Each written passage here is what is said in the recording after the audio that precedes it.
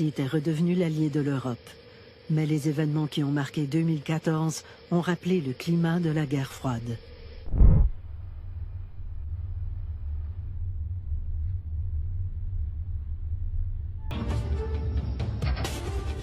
La Russie est le principal exportateur de gaz au monde. Son implication dans la guerre de l'Ukraine aura-t-elle été patriotique ou économique? L'approvisionnement en énergie pourrait-il devenir la clé de l'avenir de l'Union européenne? Le Kremlin chercherait-il à affaiblir l'Europe par tous les moyens pour préserver sa domination économique?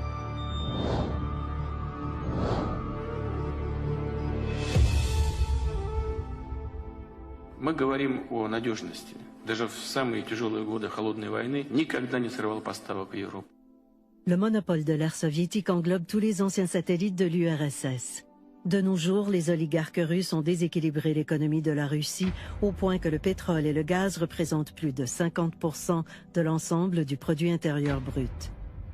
35% de toute la richesse en Russie est entre les mains d'une centaine d'individus. Par comparaison, aux États-Unis, 3 millions de personnes se répartissent la même part de richesse. Jusqu'en 2011, 2/3 des exportations de gaz russe transitaient par l'Ukraine.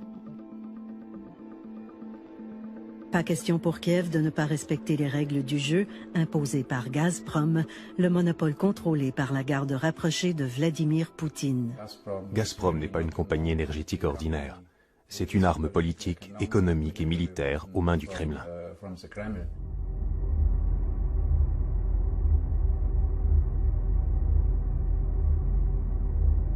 Известный негативный пример – это кризис 2009 года с Украиной. Незаконные требования к Российской Федерации запредельно снижать цены для внутреннего потребления Украины привели, по сути, к отказу транзитировать наш газ в Европу. Les vieux gazoducs soviétiques alimentent toujours en grande partie les pays les plus industrialisés d'Europe. Tôt ou tard, ils devaient être remplacés. Les années de tension avec Kiev laissent le Kremlin songeur. L'aspiration des jeunes Ukrainiens à faire partie de l'Union européenne vient ajouter du gaz sur le feu. Viktor Yanukovych, candidat favori de Moscou, avait été élu président en 2010 en promettant l'Europe aux électeurs. 3 ans plus tard, son gouvernement a atteint des sommets inégalés de corruption. L'économie piétine, tandis que des milliards en fonds publics sont blanchis ou détournés à l'étranger. L'Ukraine a une forte dette envers la Russie pour le gaz, mais Yanukovych prétend que les fonds sont épuisés. Moscou se sert de ce prétexte pour forcer Yanukovych à faire volte-face juste avant de signer un accord de libre-échange avec Bruxelles. C'est la révolte. Les jeunes occupent la place Maïdan, bientôt rejoints par diverses factions, dont des membres de l'extrême droite qui espèrent tirer parti de la confusion. Les yeux du monde étaient alors braqués sur les Jeux de Sotchi.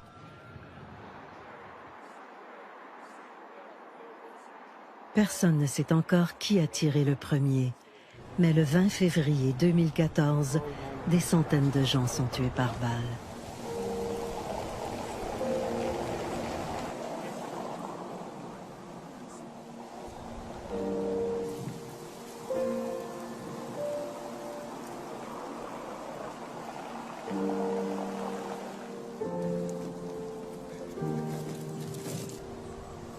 Yanukovych et sa police sont pointés du doigt et le 22 février, il prend la fuite.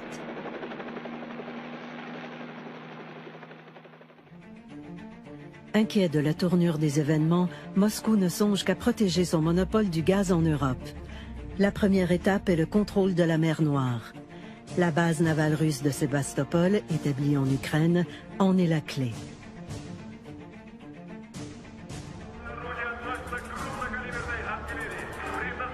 Moscou marche en Crimée le 28 février et cette annexion est couronnée par un référendum expéditif 2 semaines plus tard.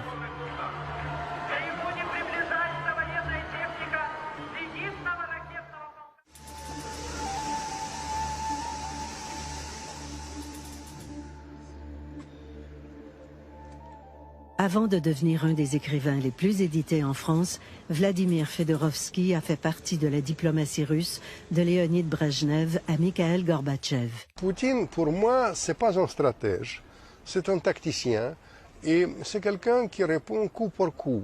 Il n'y avait pas de stratégie, par exemple, de Poutine de la prise de la Crimée. Poutine a répondu à ça. Pourquoi? Parce que ça a commencé par cette controverse autour des taxes.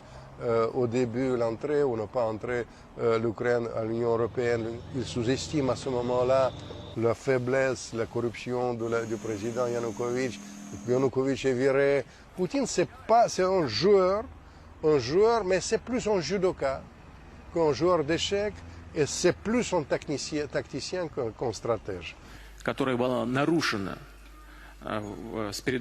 с незаконной передачей, я хочу подчеркнуть, Крыма Украине. Dire que Poutine est responsable, seul responsable de la crise en Ukraine, c'est une illusion. Poutine, je ne l'aime pas, mais il peut nous servir d'un reflet de nos âges que dans le royaume des aveugles, le borgne roi. Poutine sent que la situation est un des meilleurs moyens pour Gazprom de tirer son épingle du jeu. Sans la participation de la Russie, cette crise n'aurait pas été si violente. Même la violence de la place Médane a été largement due aux pressions exercées par la Russie et à l'implication de leurs services secrets. En constatant les fluctuations de son territoire au fil des ans, on comprend un peu mieux l'existence des tensions internes. Après la Crimée, les régions de l'Est, avec une aide musclée de la Russie, échappent au contrôle du gouvernement central de Kiev.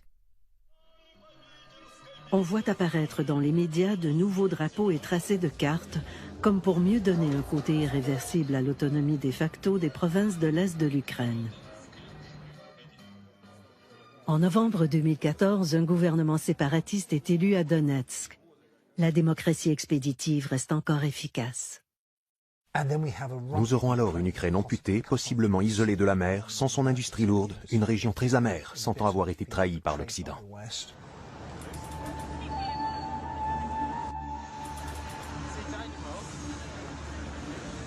Edward Lucas, un des éditeurs en chef du magazine The Economist, est spécialiste des questions de l'Est et de la Russie. Il a longtemps été en poste à Moscou, jusqu'à ce que le Kremlin le déclare indésirable. La Russie est un important fournisseur de gaz, mais elle n'est pas le seul. Nous pouvons constituer nos propres réserves pendant l'été. Nous pouvons acheter plus de gaz à la Norvège. Nous pouvons faire plein de choses si nous le voulons vraiment. Toutes ces solutions ont un prix, parfois très élevé, et nous ne sommes pas prêts à payer. Nous préférons voir M. Poutine gagner plutôt que d'avoir froid et de s'appauvrir. Le gaz fait partie intégrante de la politique étrangère des Russes. Et ils ne font pas un secret du fait qu'ils utilisent la dépendance au gaz comme moyen pour que les pays restent gentiment amicaux ou craintifs.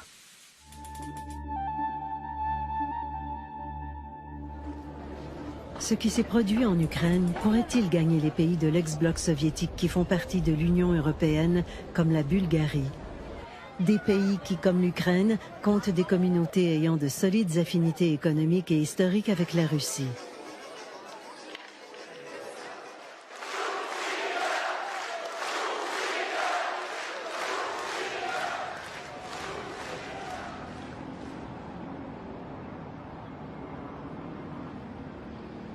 Vassil Filippov a toujours été étroitement associé aux services secrets.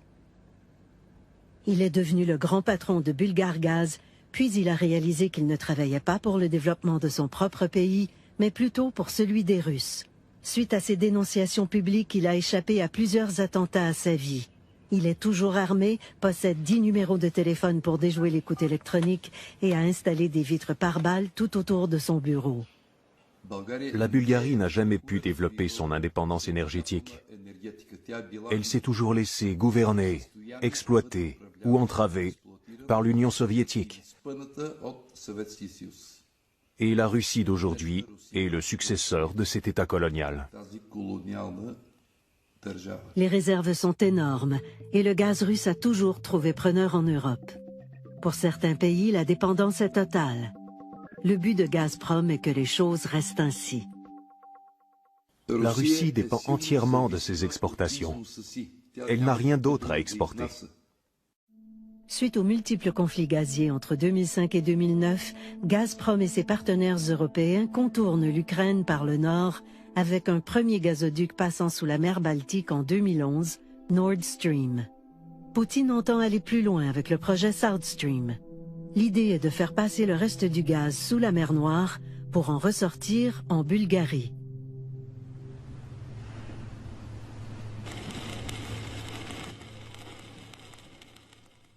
South Stream n'est absolument pas rentable. C'est un projet purement politique pour favoriser l'expansion du gaz russe.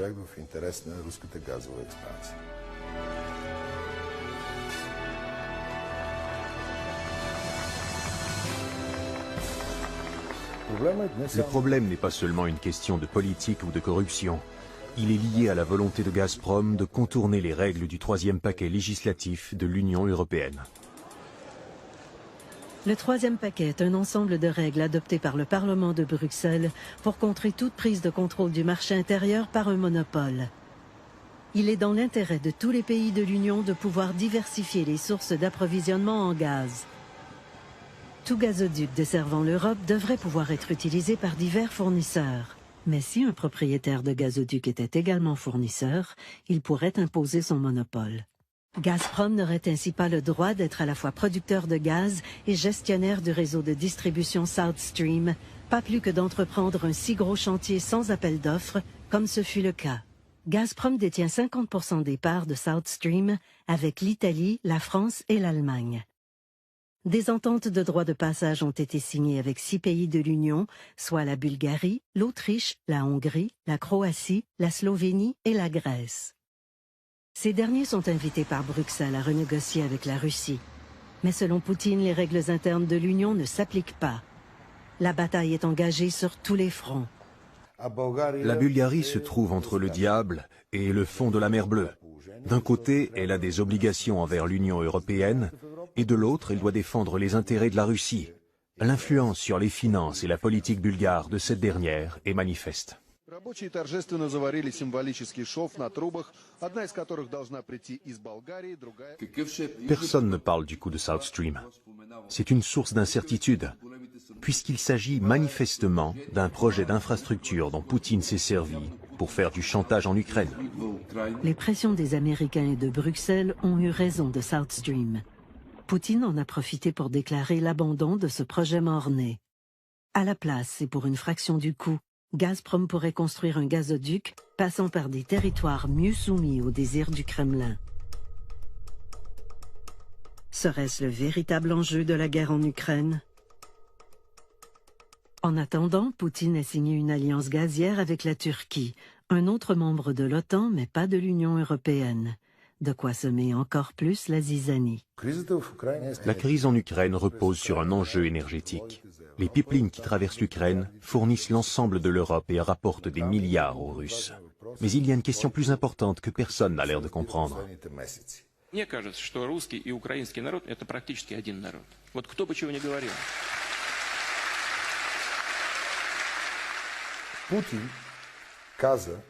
Poutine dit « Les frontières et les lois internationales ont moins d'importance que le fait que nos compatriotes vivent là-bas. Ils sont 1, 2, 3 millions, et nous avons le devoir d'aller les aider. Les règles européennes ne s'appliquent pas. » Avec de telles politiques, le monde se transforme en jungle. Les pipelines russes n'exportent pas que du gaz, mais aussi de la corruption. Et c'est pourquoi les Russes aiment tant les pipelines et leur construction, malgré des coûts énormes pour le peuple russe.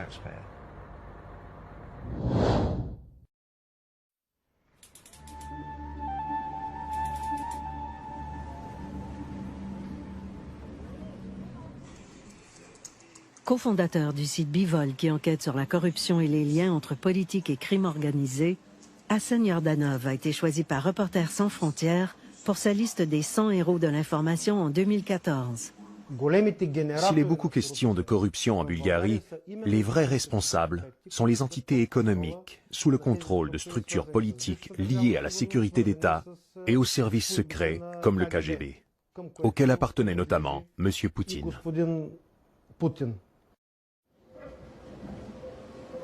Pendant l'ère soviétique, la Bulgarie a été le plus fidèle vassal de la Russie. La transition démocratique que le pays a connue à compter des années 90 a suivi de très près le modèle russe. Appropriation des biens publics par les oligarques, formation de cartels, contrôle de la presse et des partis politiques.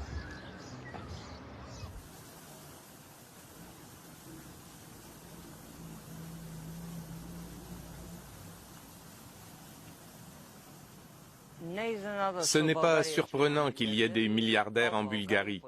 Pendant les années de transition de la Bulgarie, d'une manière ou d'une autre, l'argent est tombé dans les poches de l'ancienne nomenclature, les dirigeants et leurs cercles. Entre 18 et 25 milliards d'euros. Pour un pays pauvre comme le nôtre, c'est une somme colossale. Les élections américaines sont parmi les plus coûteuses au monde, sans doute les plus coûteuses. Eh bien, lors des campagnes électorales, la Bulgarie dépense plus par habitant que ce qui se fait aux États-Unis. Un pays pauvre qui dépense plus que les riches États-Unis. Tout cet argent vient des cercles oligarchiques.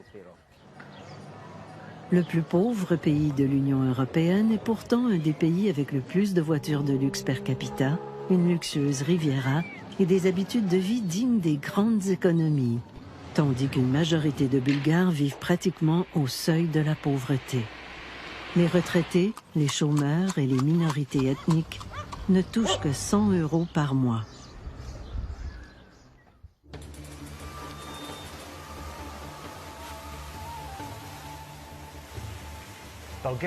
La Bulgarie a changé depuis qu'elle a joint l'Union européenne, mais seulement en surface. Les problèmes fondamentaux n'ont pas changé. Je parle ici de la superposition entre affaires et politique, entre criminalité et politique, mais d'abord et avant tout de l'influence russe. Il est clair que la Russie est prête à exercer toutes sortes de pressions sur les pays qui lui désobéissent.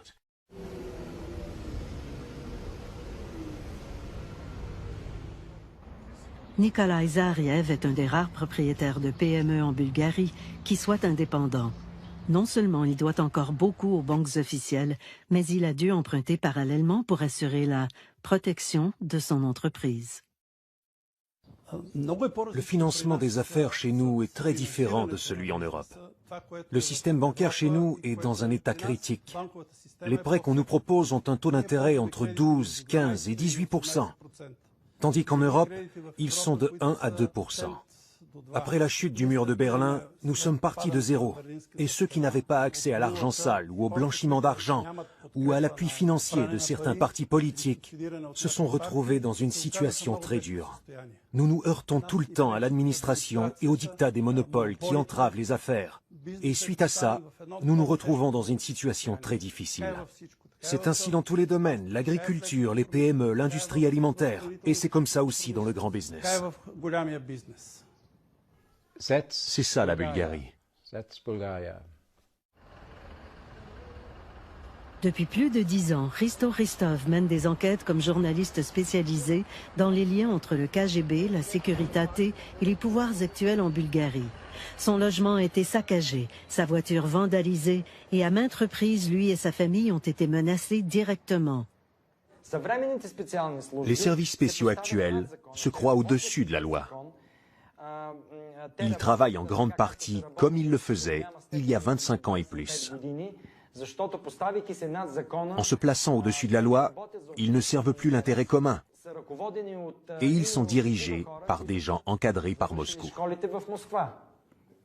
Le contrôle du gaz, c'est le contrôle du pouvoir. Or, dans le modèle russe, la majorité des détenteurs du pouvoir sont les héritiers de ceux qui, avant, tiraient les ficelles dans l'ombre. Voici le serment d'allégeance au KGB d'un homme qui est devenu conseiller du Premier ministre. Poutine excelle dans l'art de repérer les gens vulnérables. Certains ont des sentiments anti-américains. D'autres sont plus réceptifs à la flatterie. Et parfois, il y a un intérêt commercial.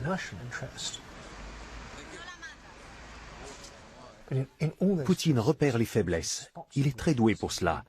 Il se sert de son entraînement au KGB. Il sait comment manipuler les gens. Parfois, cela viole ouvertement la loi en causant de vrais scandales. Parfois, il joue de psychologie. et c'est souvent un mélange entre les deux.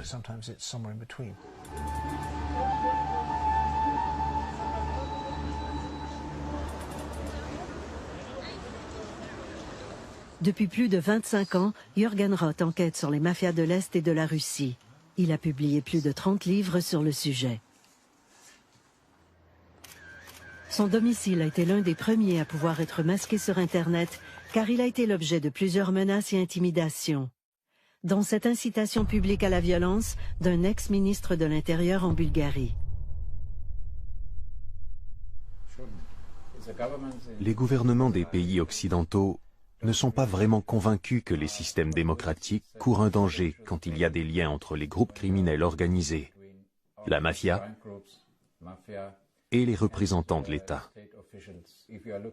Au Monténégro, en Bulgarie, au Kosovo, dans tous ces cas, on constate des liens étroits entre le crime organisé, la corruption et l'élite politique. Pour le Kremlin, que peut valoir l'intérêt du peuple face à l'intérêt supérieur de la nation pour le gaz? Bruxelles est le plus grand investisseur dans notre région, la Bulgarie et la Roumanie. C'est un investisseur clé. Mais en même temps, Bruxelles n'a pas chez nous l'influence que peut avoir, par exemple, un oligarque russe comme le patron de Gazprom. Je connais assez bien Boyko Borisov. Quand il était Premier ministre de la Bulgarie, il m'a conté une anecdote de sa première rencontre avec M. Poutine à Danzig.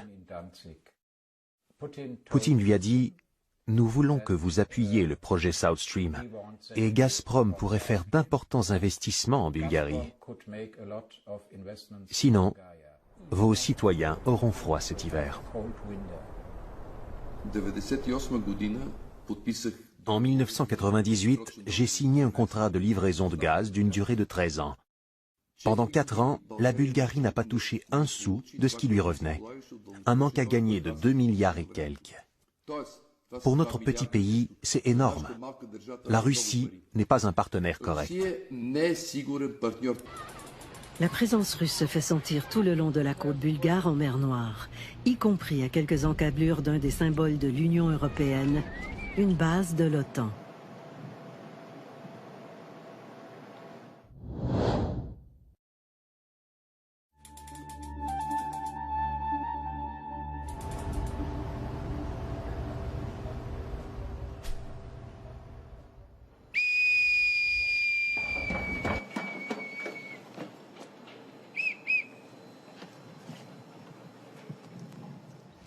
Depuis toujours, la mer Noire est un carrefour vital du point de vue militaire et pour intercepter la contrebande.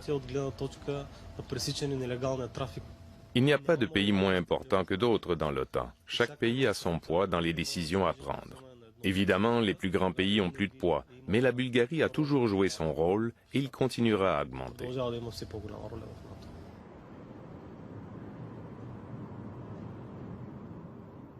À la conférence de Yalta, les vainqueurs de la Deuxième Guerre mondiale signaient un accord garantissant la liberté de choix à tous les pays ayant des frontières avec la Russie.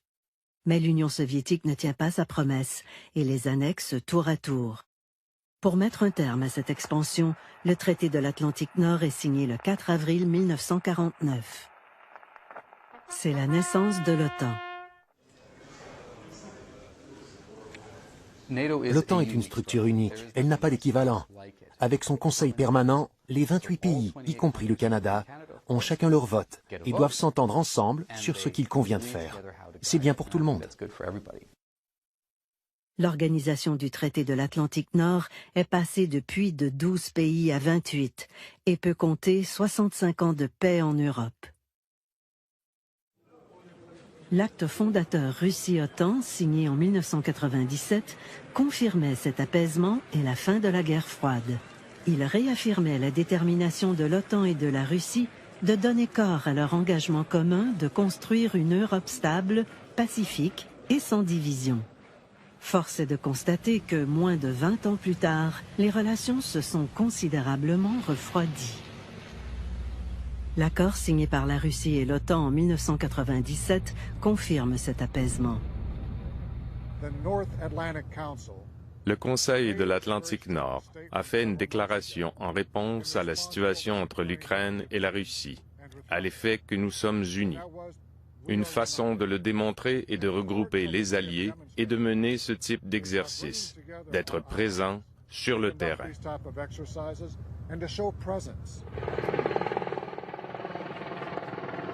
La force de l'Alliance Atlantique est à même d'ébranler le monopole du gaz. Mais Moscou n'interviendra pas militairement dans un pays membre de l'OTAN en raison de conséquences catastrophiques.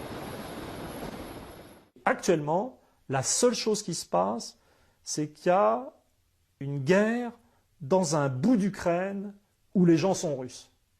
Et de ce fait-là, je ne peux pas tirer l'idée que la Russie est en train d'agresser le monde occidental.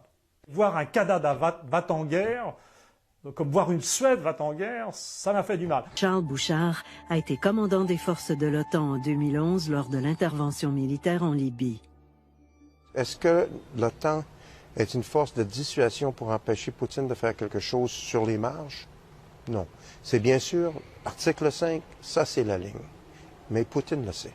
Poutine sait qu'il ne peut pas croiser cette ligne-là. L'article 5 dit si un pays, un des membres de l'OTAN se fait envahir, tous les autres doivent voler à sa rescousse et défendre au meilleur de leur capacité et de leur volonté.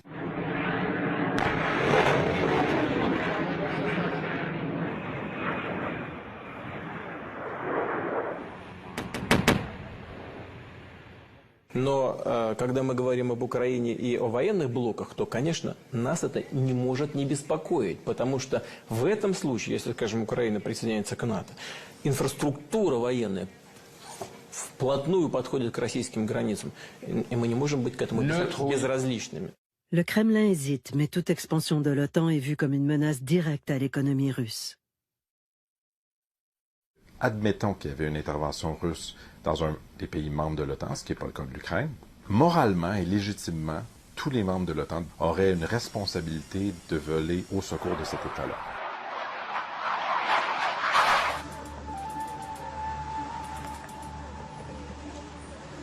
Lorsqu'on regarde l'importance de l'OTAN pour la Russie, c'est essentiellement parce que l'OTAN, maintenant, partage les frontières avec la Russie, ce qu'elle n'avait pas à la fin des années 90.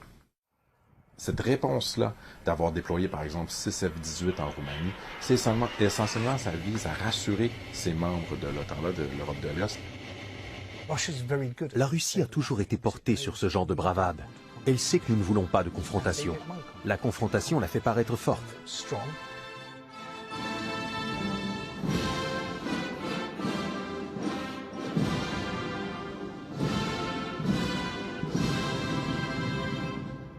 Bien que l'Estonie, la Lituanie et la Lettonie soient parmi les plus petits pays d'Europe, la propagande est parvenue à les pointer comme les principaux ennemis du peuple russe. La sécurité militaire des pays baltes m'inquiète beaucoup. Leur situation est comme celle de Berlin-Ouest pendant la guerre froide. Ils représentent un symbole vital, mais sont indéfendables d'un point de vue militaire. La seule façon d'assurer la défense des pays baltes n'est pas en envoyant 2, 6, 10 ou même 20 avions de chasse, mais en faisant bien comprendre que tout le poids de l'OTAN est derrière eux.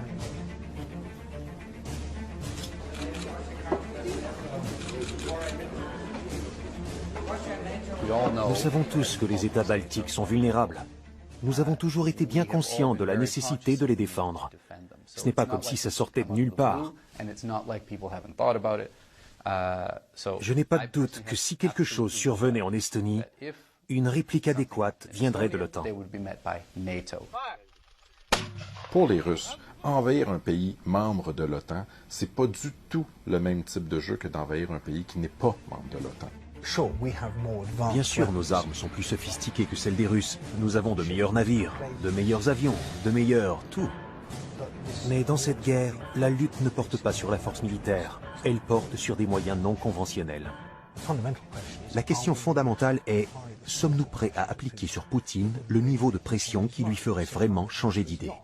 Pour le moment, la réponse est non. Les Allemands veulent acheter le gaz russe, les Britanniques veulent blanchir son argent et les Français veulent lui vendre des navires de guerre. Tous les pays d'Europe ont peur de déplaire à Poutine, et il le sait.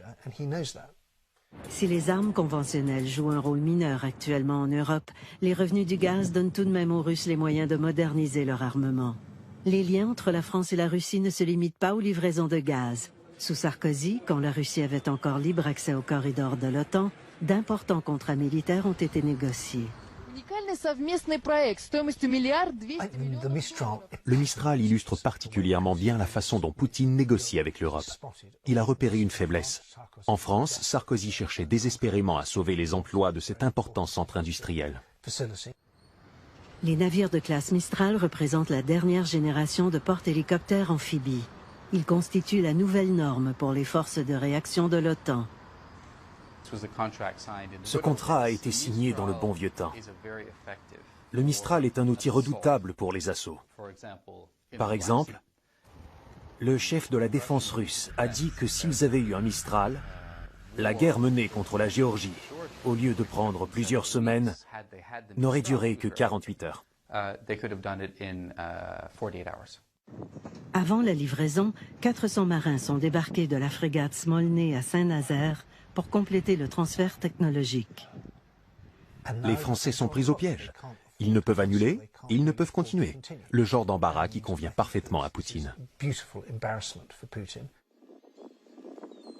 Une autre forme d'entente parallèle nous ramène à la baie de Burgas, dans un terminal russe, à 2 pas de la base de l'OTAN. Le terminal de Rosenets est le plus important terminal pétrolier en Europe de l'Est. Il se situe sur le territoire bulgare, à quelques centaines de mètres de la base de l'OTAN, tout près de Burgas. Cette enclave n'est pas sous juridiction bulgare. Paradoxalement, elle est entièrement contrôlée par le géant russe Lukoil.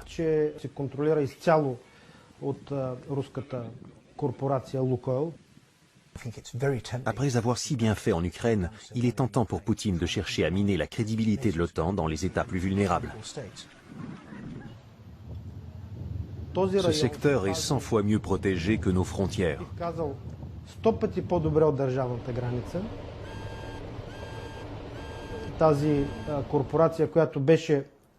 Cette corporation a été introduite dans la société bulgare pour reproduire le modèle oligarchique russe.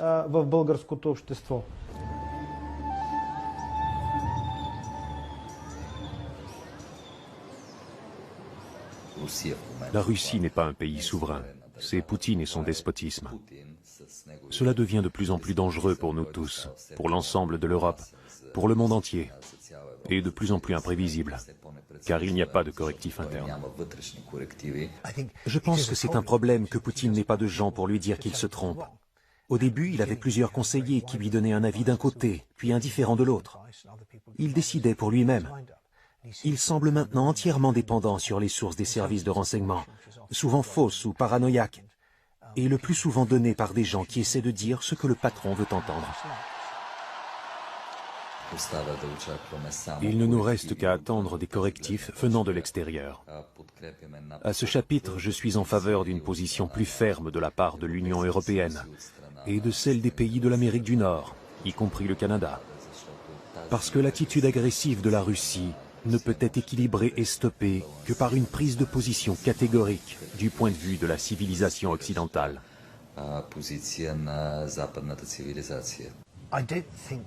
L'OTAN ne fait pas confiance à la Bulgarie.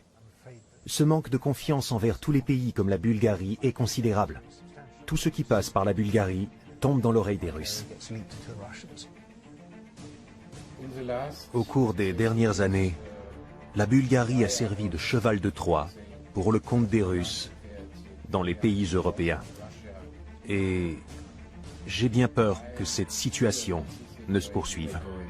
Puisque la Bulgarie collabore si bien avec Poutine, une crise comme en Ukraine n'aura pas lieu ici. Pas plus que dans les autres pays concernés par la nouvelle distribution du gaz.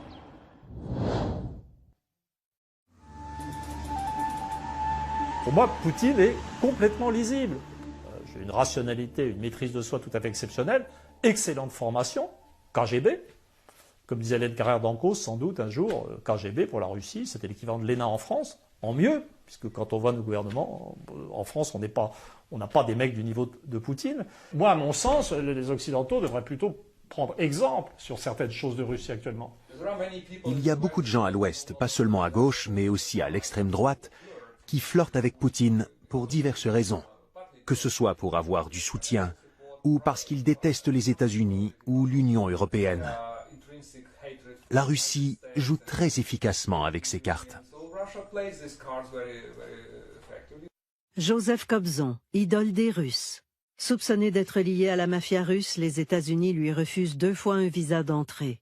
Il se mêle de politique dans tous les pays où il y a de l'influence russe.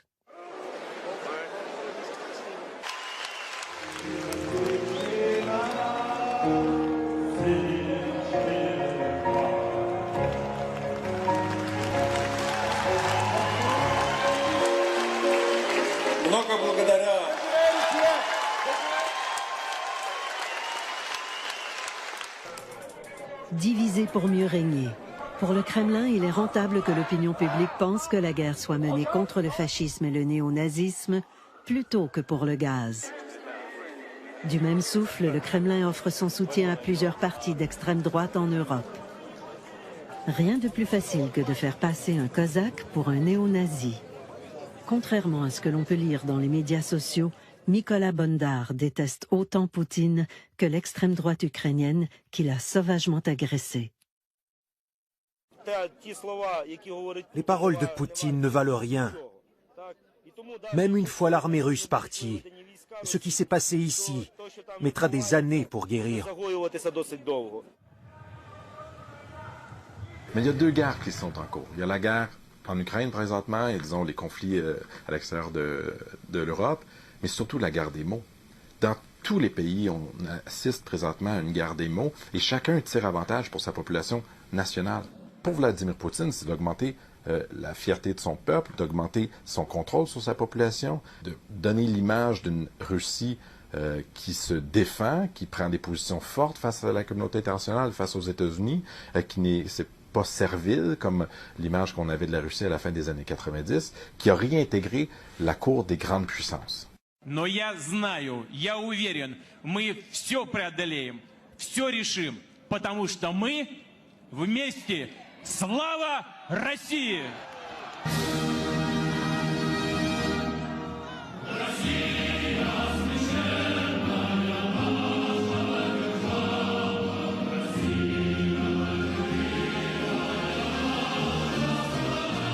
La Russie veut garder son rôle comme une des puissances militaires, économiques. Est-ce que c'est une grande puissance globale?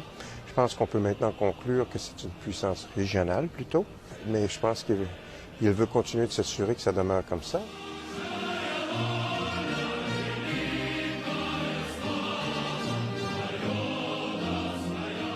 Un des rôles clés de la propagande reste de détourner l'attention des enjeux qui ne concernent pas le peuple, comme le fait que le gros des profits du gaz reste dans les poches des oligarques. Si vous demandez aux Russes, croyez-vous que votre pays est bien dirigé? Non. Croyez-vous que la corruption s'aggrave? Oui. Croyez-vous que les services publics s'améliorent? Non. Croyez-vous que les infrastructures sont meilleures? Non. Faites-vous confiance à vos dirigeants? Non. Êtes-vous satisfait de quoi que ce soit dans ce pays? Non. Aimez-vous Poutine? Oui.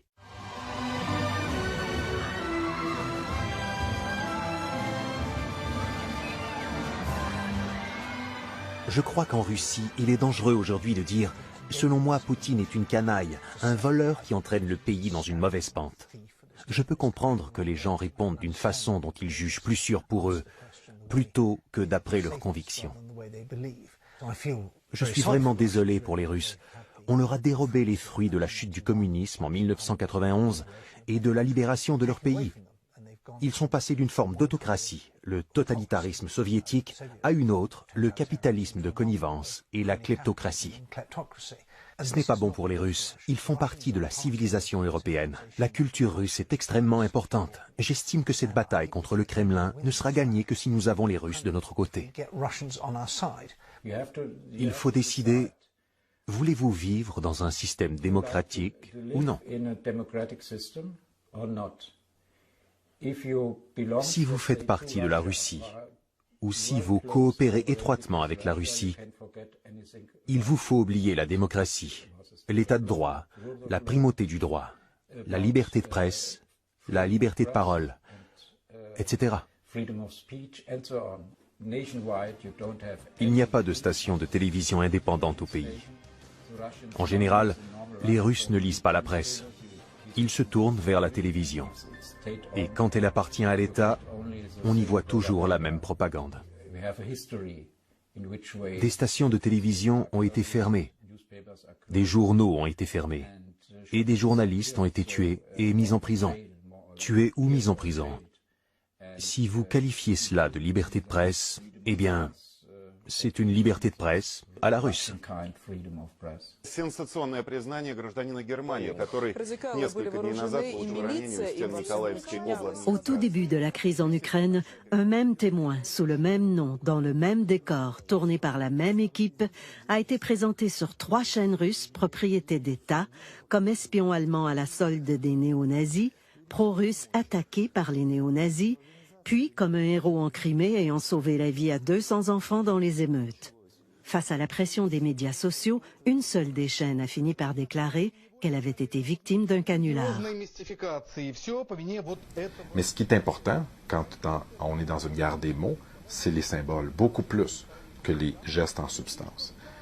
La plupart des gens se basent sur soit la télé, soit des réseaux sociaux monolithiques, ne cherchent pas à confronter leurs idées reçues, ce qui limite leur information, ce qui simplifie leur raisonnement. Le contrôle de l'image de la Russie sur la scène internationale favorise les intérêts russes dans l'ensemble des marchés, mais surtout en Europe. Il faut relativiser les choses. Poutine verrouille la presse, mais la censure là-bas n'existe pas. C'est ça la réalité. Les grands médias, la télé, la radio appartiennent évidemment à l'État, sinon contrôlés par disons, l'entourage de Poutine et Poutine lui-même, mais la censure formellement, ça n'existe pas. Lors de la populaire émission annuelle Ligne directe avec Poutine, où le président répond aux questions de son peuple, le scoop de l'émission du 17 avril 2014 devait être cet appel surprise.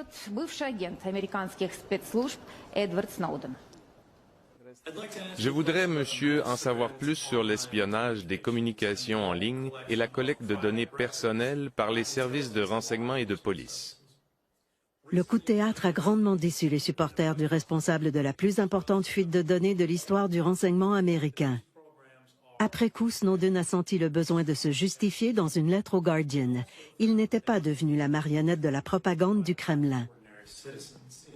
Poutine a depuis prolongé de 3 ans son permis de séjour. Уважаемый господин Сноуден, вы бывший агент. Я раньше имел отношение к разведке. Так что мы бы с вами будем говорить на профессиональном языке. Прежде всего, у нас существует строгая законодательная регламентация, и поэтому массового характера, неизбирательного у нас нет, и в соответствии с законом быть не может. Poutine fait appel à l'ambiguïté comme arme de guerre. Il dit une chose, mais il fait le contraire le lendemain. C'est très difficile pour nous. Nous nous attendons que la Russie agisse comme un État normal. Nous ne devrions pas. Nous devrions dire à Poutine, ce sont vos soldats. Ils ne sont pas en vacances, ils ne sont pas loués.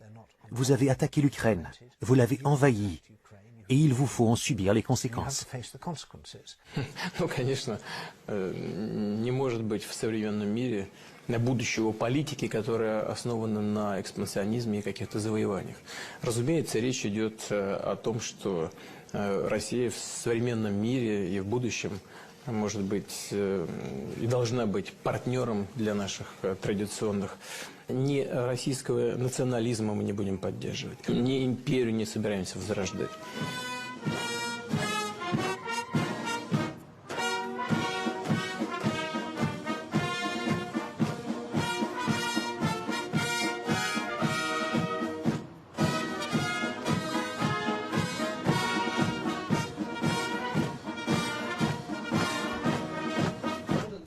Je ne fais pas confiance à M. Poutine parce qu'il fait tant de déclarations et elles sont toutes contradictoires, toutes mensongères. Они врут. Никаких вооруженных сил, никаких инструкторов российских даже на юго-востоке Украины нет. Не было и нет. 2 mois plus tard, il a décoré des officiers russes en leur remettant des médailles pour la libération de la Crimée. Alors, quand donc a-t-il dit la vérité? Au début ou à la fin? Considéré comme un des plus grands intellectuels d'Ukraine, Mykola Ryabtchouk a publié de nombreux livres et articles sur les problèmes d'identité nationale. Il a passé 3 ans aux États-Unis comme chercheur et enseignant. Pro-Europe, il est aujourd'hui directeur de la revue Critica. Tous les pays de l'Ouest, de l'OTAN, devraient être beaucoup plus fermes, car le danger est plus grave que les gens de l'Occident ne le perçoivent. Aujourd'hui, nous payons le prix pour un manque de réaction face à l'invasion de la Géorgie par la Russie. Что касается обороноспособности России, то в этом смысле наша страна является, безусловно, одним из лидеров в мире. Потому что это ядерная держава, и по качеству нашего ядерного оружия мы, пожалуй, реально занимаем, может быть, даже первое место в мире по качеству. Seul M. Poutine a la réponse si ce jeu est un jeu de dire on veut bien vous rappeler, on est une puissance nucléaire et il faut nous respecter, ou c'était un peu un bluff qui se passait.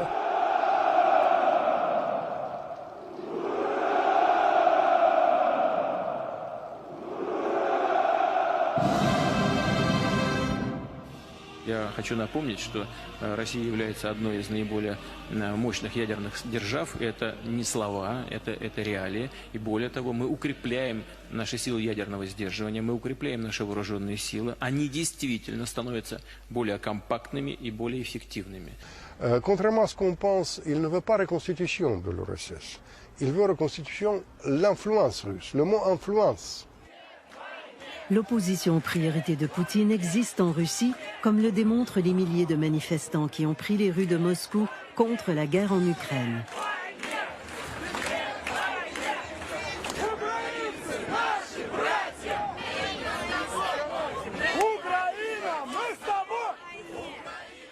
L'approvisionnement de l'Europe en gaz ne se résume pas à une question de plomberie.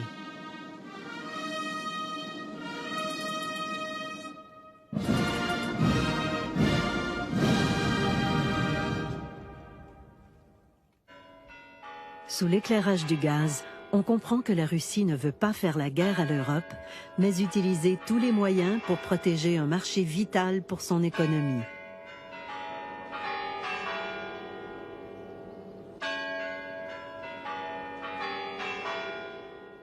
La crise implique autant intrigues politiques, corruption, propagande que conflits armés. Une question reste sans réponse. Comment revenir au dialogue et s'éloigner de la logique de guerre? Le système russe de Poutine et du Kremlin n'est pas démocratique. C'est la grande différence et tout le monde devrait en être conscient. Je lui demanderai où sont les milliards et les milliards de dollars qui ont été volés à la Russie. Où sont-ils passés? Et qui sont ces complices occidentaux qui l'ont aidé à blanchir cet argent? Les transferts d'argent qui vont de la Russie à la Grande-Bretagne,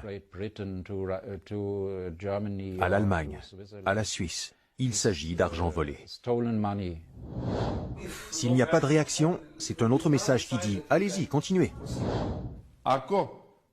Si les États-Unis et le Canada préservaient leurs secrets technologiques, la Russie est un géant sur pied d'argile, un colosse qui s'effondrerait sous son propre poids. Il faut rester simple et prendre une bonne douche froide, regarder les faits et cesser de hurler dans toutes les directions comme si la planète était au bord du cataclysme. Le pire des cas serait de voir l'effondrement de l'OTAN. L'Amérique est à bout de patience face à l'Europe. L'Europe manque de confiance envers l'Amérique. Et le cauchemar serait que la Russie parvienne à accomplir ce que l'Union soviétique n'a pas réussi, c'est-à-dire neutraliser et dominer le continent européen.